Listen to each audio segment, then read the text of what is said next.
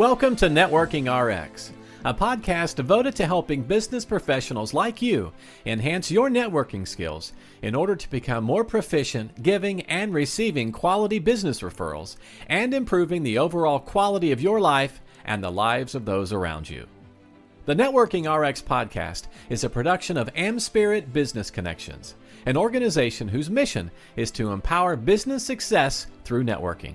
Welcome back for another episode. This is Frank Agan, founder and president of AmSpirit Business Connections, and you are listening to the Networking RX. Today I want to talk about trust. It's a question I get frequently when I talk on these episodes, and you'll hear me say it time and again. We need to get people to know us, like us, and trust us.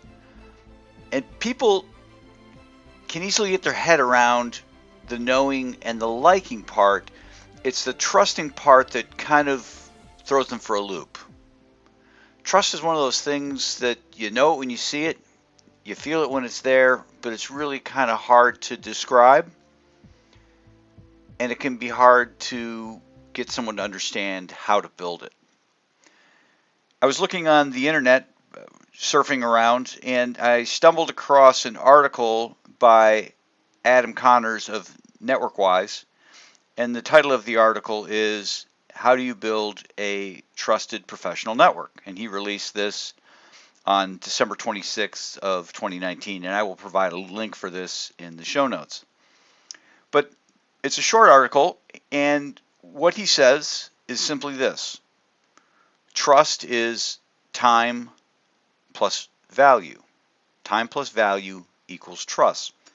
Very simple formula, easy to memorize, simple addition, but yet it's real difficult if you really stop and look at the component parts.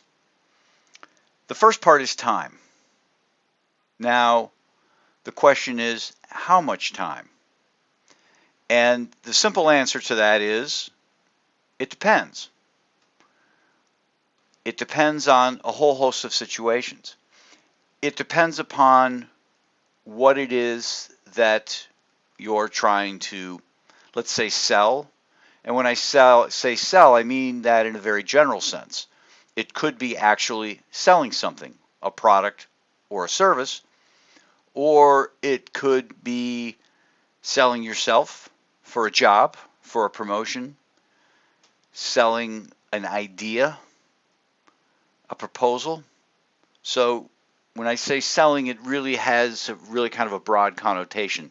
Selling yourself as somebody to associate with is another sort of selling. So it depends upon what it is you're selling.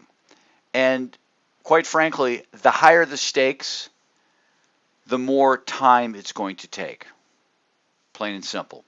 And I use this example from time to time in the AmSpirit Business Connection world, is that if you're a florist and selling flowers, it's a whole lot easier for people to take a chance, take a flyer, if you will, take a chance on doing business with you. So I order flowers from the florist. If it works out, great. If it doesn't, there's not a huge cost to it, generally speaking. Flowers came through, they weren't great. You know what? I will shop somewhere else in the future. So that's the cost of that is relatively low. And I don't necessarily mean that in dollars and cents, but the potential risk of loss in that situation is relatively low. And we can look at risk of loss as certainly dollars and cents, but we can also look at it as in terms of time. So if on the one spectrum, if you're a florist, sure, I'll give it a shot. If you're a financial advisor and you're looking to bring on a 6-7 figure client, there is a potentially great cost to that transaction. Cost in terms of time. Somebody with those sorts of resources, they're not just sitting in a mattress somewhere. They're likely invested with another financial advisor, or perhaps they're at a bank and you need to go through and you need to fill out forms. So there's certainly time, but the bigger piece of that This bigger potential cost is taking the monies and putting them with the financial advisor. If they don't do a good job, it's not like buying flowers that only last a couple days. It could be a mistake that is life altering or costs years of retirement. So when we're looking to build trust and the component is time plus value, that time figure is certainly going to depend upon what you're selling. It's also going to depend upon who you are. So let's pick on this financial advisor situation. We have a financial advisor. We have two financial advisors. Let's do that. We'll compare and contrast. We have two financial advisors, and you have one financial advisor who has a 20-year track record in the business. Already has substantial clients, been around a while, got a reputation and name, works for a reputable firm. The time associated with building trust there is going to be a lot lower than as compared to that financial advisor who's relatively new to the business, doesn't have a lot of clients, doesn't have a lot of track record, and might not have that name recognition. That is going to take a whole lot more time for somebody to trust it. I'm not saying they can't be trusted. I'm not saying they're not a great financial advisor. It's entirely possible that the person who is fresh out is every bit as good as the person who's got 20 years of experience, and we can certainly debate that till the cows come home, but the fact of the matter is that somebody making that move to a financial advisor, they're going to need a whole lot more time to get comfortable with the newer financial advisor versus the old financial advisor. And we see this today. We see this day in and day out in business. We see ABC Insurance Company come to town. They don't have any name recognition, even though the price of their insurance might be low because they don't have that name recognition. They're just not going to be trusted.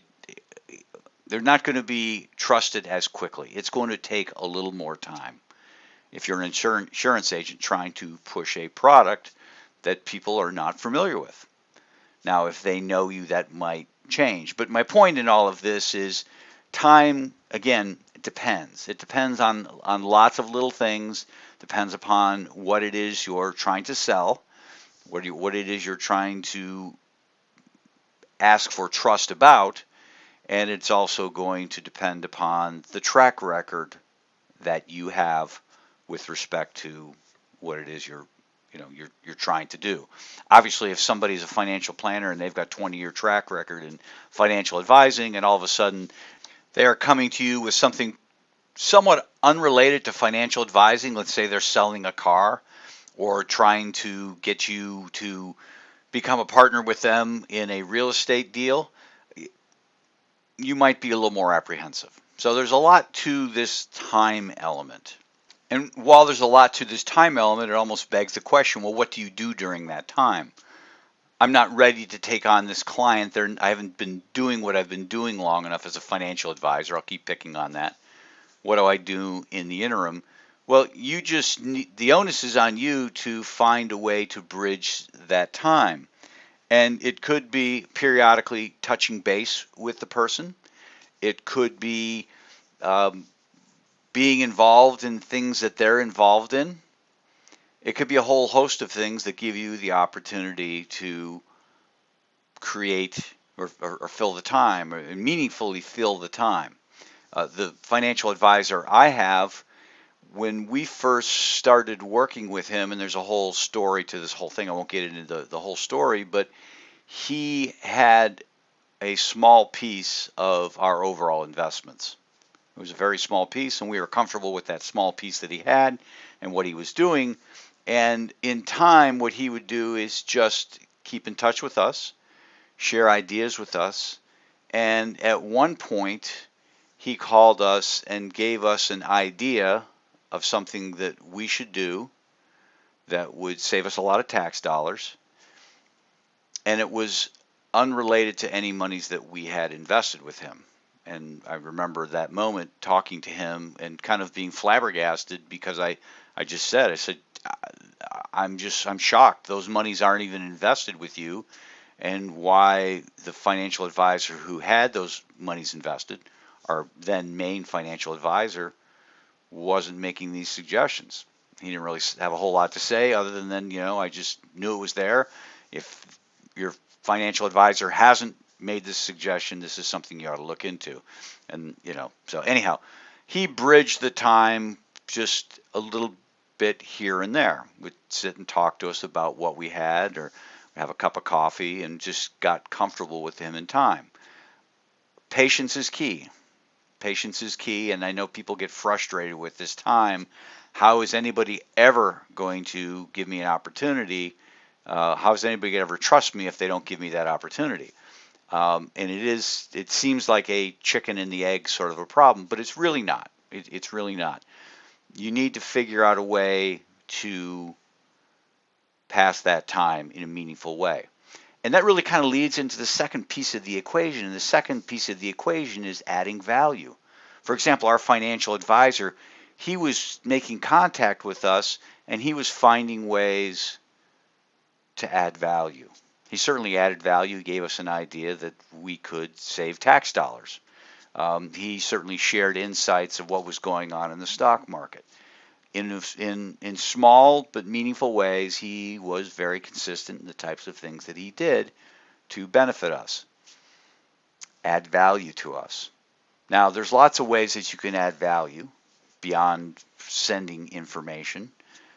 I look at the people within my network, the people that I know, and the people who I've come to know, like, and trust.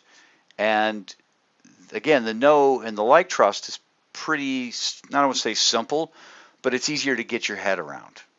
The adding value part are people who are involved in the same sort of charitable initiatives I am. Or I see them out there and they are involved in something charitable, whatever that might be. And I see they're adding value to the world. Doesn't always have to be adding value to me, but the fact that they are doing something out there to make things a better place for others gives me pause to say, you know what, I think I can trust them more. And it's not even really a kind of a conscious sort of a thing. I guess it can be, but I think it really happens kind of at a subconscious level where you get a sense that, okay, this person's here, they continually show up, and they're continually looking to benefit other people than just themselves. It's not transactional. They're looking to add value to the world. But there's other ways that you can certainly add value to people, just sitting and listening, offering people time, commenting on people's posts. And in the Facebook, LinkedIn world, that's a simple way to kind of pass time and add value to the people around you, to basically get on their radar. Again, time plus value equals trust. There are lots of ways you can clip articles, send people articles, or maybe links to articles that you read online. Those are real simple things to let people know that you're thinking about them, to stay in their world, to stay on their radar. And you'll get the sense over time if it's not working. I certainly build relationships. It's not just really what I teach, but it's what I do. It's how I've grown AmSpirit Business Connections. Time plus value, people trusting me, and those things go somewhere with people becoming franchisees or referring franchisees or becoming directors in the organization or becoming members within the organization. It's all been about this formula that Adam Connors puts forward: time plus value equals trust. So I'm not just teaching it, I'm actually living it. But there are places along the way where I can see, okay, this is really going nowhere. For example, I might just try and stay in contact with people, and I might send emails to somebody with articles that I've found. And if I never hear back from the people, I just get the sense that they really don't want to have a relationship. And I'm okay with that, because there's enough people out there that are willing to have a meaningful professional relationship with me that I don't need to be concerned with the people who don't. My plate is plenty full with the people who want to have a relationship with me, and so full I really can't be concerned about the people who don't. And that's where everybody really needs to get, is not worry about the people who don't want to associate with you, don't want to buy from you, don't want to be a client. Get to a point where your plate is full of people who do. People who do trust you, are willing to trust you, are willing to continue down that path to trust you. And you'll get that sense. And when you get that sense that somebody just really is not interested in having a trusted relationship, having a relationship, you just politely move on. You don't even need to say anything. That's what I do. I just quietly just leave their life. But I don't commiserate about it. I just go and try and find the next person. There are plenty of people out there, millions of people. You just need to continually try and work this formula: time plus value equals trust. So whoever it is, you have to kind of assess and say, okay, how much time is this going to need? And when I say how much time, you're never going to come up with a definitive number. You're going to be able to come up with, this is going to take a long time. I'm asking a lot. This is going to take a long time. And during that long time, what are the things I can be doing to add value to this person? Not trying to convince them to buy from me, not convince them trying to associate with me, but adding value with really no expectation in return. And in time, that trust will build. Faster in some cases and slower in others. And you just have to kind of get a sense as to what's happening there and how it's going to work. But as that's all happening, you need to figure out, okay, where do I add value? How do I add value? How can I stay on their radar in a meaningful way that's not bothering them? Again, this is from an article that I found online from Adam Connors with NetworkWise, and I will provide a link to it in the show notes. He summarizes the article, or he ends the article with a quote from Stacey Brown Randall and from her book Generating Business Referrals Without Asking. And the quote is, "In business, trust is the real currency, and relationships are the economic driver." It's a great little quote to really kind of sum up how networking works, how business works. It really all starts with the relationships, and the relationships, as you know, take time, and people have relationships with us because we offer some sort of value, and that value can vary from person to person. But it's time plus value equals trust. To wrap up, if you know of an entrepreneur, business owner, or professional that seems to enjoy networking, appears well connected, and or is somewhat involved with the chamber or maybe a professional networking organization, they'd be a great person for me to meet.